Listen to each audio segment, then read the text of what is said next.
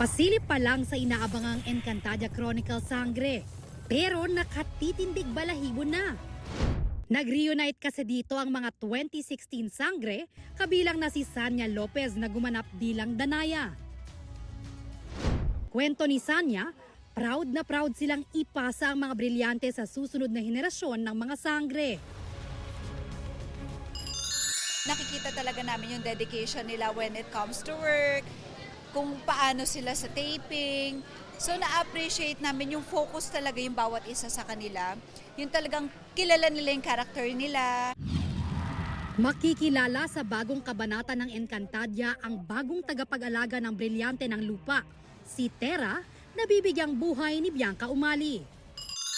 Kay Bianca naman kasi ang kagandahan sa kanya, pinapa-feel niya rin sa'yo na you're my mom. And ako din, pagdating doon sa set, pag ready na, kailangan namin ma-feel yung vibe ng ako yung mami niya, ikaw yung anak ko.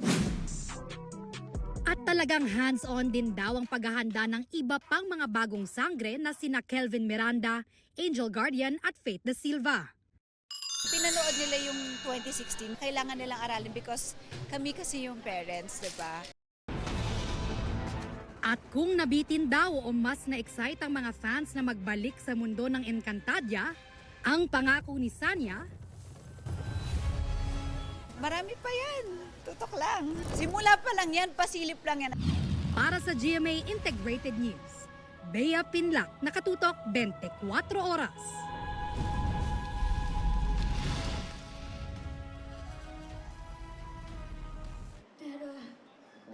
Hindi pwedeng hindi. Upang maging pinalaki naman ako. Ang madam niya.